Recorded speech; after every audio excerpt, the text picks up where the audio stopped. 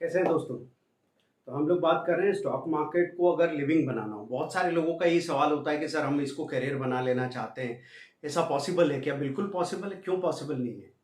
आप अपना काम स्टॉक मार्केट में शुरू कर सकते हो। पार्ट टाइम ट्रेडर हो सकते हो, पार्ट टाइम इन्वेस्टर हो सकते हो, फुल टाइम ट्रेडर हो सकते हो, फुल टाइम इन्वेस्टर हो सकते हो। लेकिन उस तरीके को समझना पड़ेगा। कई बार लोग बोलते हैं कि सर मुझे तो घंटे 2 घंटे ट्रेडिंग करनी है, मुझे महीने में एक बार इन्वेस्टमेंट करना है, साल में दो एक बार मैं मार्केट में पैसा लगा देता हूं, तो मुझे सीखने की क्या ज़रूरत है। तब मैं बार बार ये बात रिपीट करता हूं कि अगर आपको तैरना है तो आपको तैरना आना चाहिए, नहीं तो 5 मिनट के अंदर भी आप डूब के मर सकते हैं। तो दोस्तों, नॉलेज को कभी आप बाईपास नहीं कर सकते। या तो आपको काम नहीं करना है, आप काम मत करो, क्योंकि ये कोई सांस नहीं है जो हर एक को लेना पड़ेगी। मार्केट में काम करना हर एक आदमी के लिए अनिवार्य है। वो एक एंगल हो सकता है कि हाँ ठीक है, अगर आपको ऐसा लगता है कि मैं बहुत तेजी से अपने पैसे को बढ़ा लूं और कम काम करके जिंदगी को मुझे बेचना नहीं पड़े हमेशा अपनी लिविंग के लिए, अपनी आजीविका के लिए, अपना घर चलाने के लिए, तो आप एक तेज रास्ते को सीख सकते हो। ये कोई लॉटरी नहीं है जिसमें आप घुस गए और आपकी लॉटरी ऐसी किस्मत से खुल जाती। कई लोगों को ऐसा लगता है उसकी किस्मत अच्छी थी तो मार्केट में उसने अच्छा काम कर लिया। दोस्तों, मैं आपको इन 23 सालों में बता दूं कि 5 से 10 सालों तक पहले मेरी किस्मत बिल्कुल अच्छी नहीं थी। मेरी किस्मत चली नहीं रही थी। बाद में पता लगा जब मैंने चीजें सीखना शुरू की, क्योंकि पहले तो हम टालना चाहते हैं, पहले तो हम चाहते हैं कि चीजें बगैर कुछ किए अपने आप हो जाए।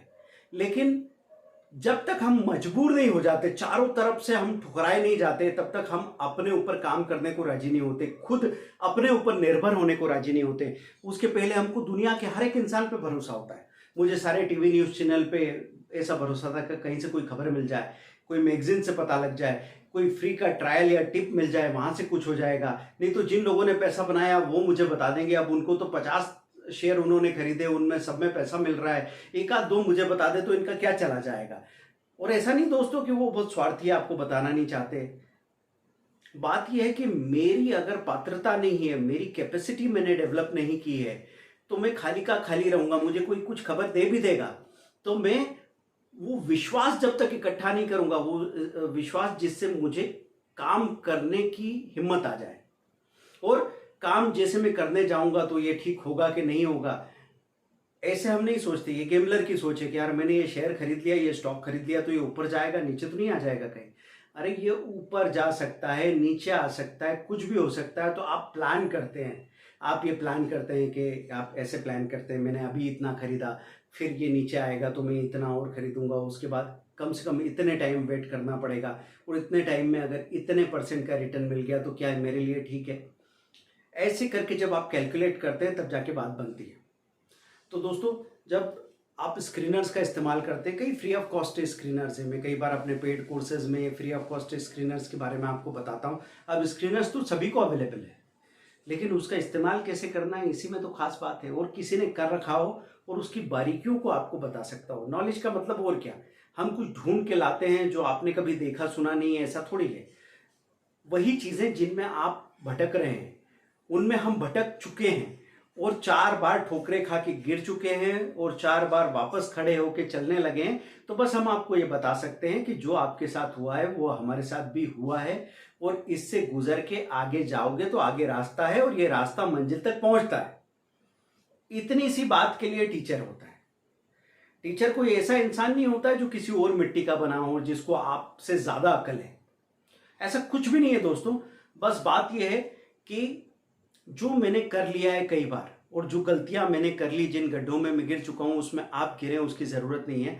तो जब आप स्टॉक मार्केट में जब स्टॉक चुनते हैं, स्क्रीनर्स का इस्तेमाल करते हैं, जैसे आपको पता लगा quality stock near all time high, आपने screener.in पे आपको एक स्क्रीनर मिला। अब आप वहां पे पहुंचे तो आपको दिख रहा है वहां पे कम से कम 60-70 स्टॉक्स लिस्ट में आ गए। तो इतनी बड़ी लिस्ट देखिए, हम घबरा गए। तो सबसे पहले हमने क्या किया, पी रेशो के हिसाब से इसको अरेंज कर लिया। पी रेशो क्या दिखाता है, कोई स्टॉक कितना महंगा है। तो पी रेशो जिसका ज़्यादा है वो ज़्यादा महंगा है, पी रेशो जिसका कम है वो कम महंगा है। लेकिन ये बात भी एक सेक्टर के अंदर आपको कंपेयर करके देखनी पड़ेगी। कुछ सेक्टर ऐसे होते हैं जिसमें सभी स्टॉक का पी रेशो ज़्यादा है। जैसे आप एफएमसीजी में जाएंगे तो HUL या ब्रिटानिया और बाकी जितने भी स्टॉक्स हैं, उनके जब आप पी रेशो देखने की कोशिश करेंगे तो पी रेशो काफ़ी नज़र आएंगे। मतलब ये स्टॉक ऑलरेडी सबका पीई ज़्यादा है, तो उस सेक्टर में कंपेरेटिवली किसका पीई कम है और इसके साथ में उसका आरओई और आरओसीई ठीक हो, रिटर्न ऑन कैपिटल एम्प्लॉयड और रिटर्न ऑन इक्विटी, ये अगर अच्छा हो तो हम ये चाहेंगे कि जिसका पी कम से कम हो और आरओसी आरओई बेटर हो, ऐसा कॉम्बिनेशन हमको दिख जाए। अब ये जब आप इतने आंकड़ों के साथ काम करने लगते हैं तो एकदम ऐसा एग्जैक्ट डिसीजन नहीं आता कि अरे यही है, इसी को लेना है और इसको बिल्कुल नहीं लेना है, इस तरह के फैसले नहीं होते। यहाँ राइट और रॉन्ग के बीच में ग्रे सा जोन होता है जिसमें आपको लगता है कि यार ये लग रहा है लेने जैसा, लेकिन पूरा भरोसा नहीं हो रहा है, चलो एक काम करते हैं, लेते हैं 20,000 रुपये के शेयर लेते हैं 20,000 के, फिर कहीं और गिरेगा तो 10,000 20,000 के और ले लेंगे और फिर इसको टाइम दे देंगे, फिर देखते हैं क्या हो रहा है। ऐसे करके आप डिसीजन लेते हैं। कई बार ऐसा होता है कि हमको हमारे स्कूल कॉलेजेस ने और धर्मशास्त्रों ने भी ऐसा बना दिया है कि हम विधियों में उलझ गए, मेथड्स में।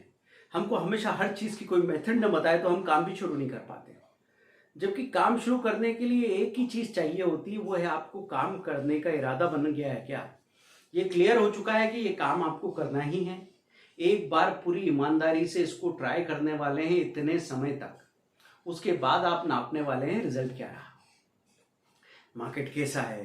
कोई कहता है बहुत अच्छा है, कोई कहता है मैंने बहुत पैसा बना लिया, कोई कहता है कि नहीं नहीं बहुत नुकसान हो गया। तो आप हर दिन अपना इरादा बदलते रहते हैं कि नहीं यार मैं पैसा लगाऊं, फिर बोले नहीं छोड़ो यार ज़मीन ही ठीक है, म्यूचुअल फंड में लगा देंगे, स्टॉक मेरे को समझ में नहीं आते। इसकी बजाय जब आप जाएंगे ना तो इस प्रोसेस में धीरे धीरे परेशान होते होते जो एक चीज़ मिलेगी, जो कुछ नहीं कर रहा है वो बाहर से बैठा बैठा 50 बार हंसेगा, और जो कुछ कर रहा है वो 50 बार रोएगा, 50 बार परेशान होगा, और बाहर बैठा आदमी कहेगा देखा मैं तो चक्कर में पड़ता ही नहीं हूं, मैंने कहा था तेरे को। फिर क्या होगा, 51वीं बार 50 बार के बाद जो टाइम आएगा तब वो आदमी हंसेगा जो काम कर रहा था, और ये जो आदमी बाहर बैठा था पूरी जिंदगी भर उसको देख के रोता रहेगा। ऐसे मैं जॉब और बिजनेस के बारे में, सेल्फ एम्प्लॉयमेंट के बारे में बात करूं तो जॉब में शुरू से आपको ऐसे प्लेट में परोसा हुआ सॉल्यूशन मिल जाता है। ज़रूरी नहीं सबके नौकरी या जॉब अच्छे हों, लेकिन फिर भी कहीं ना कहीं एक सिक्योरिटी का एक डेफिनेटनेस का एहसास होता है। और जब आप अपना काम करना शुरू करते हो ना, तो एक तो हमारी सोसाइटी में अभी तक एंटरप्रेन्योर्स को या बिजनेस शुरू करने वाले, छोटे मोटे बिजनेस शुरू करने वालों की कोई खास इज्जत नहीं है, और सब डाउट में रहते हैं कि यार हर किसी से नहीं होता, बड़ा मुश्किल है, हर कोई थोड़ी बिजनेस चला सकता है।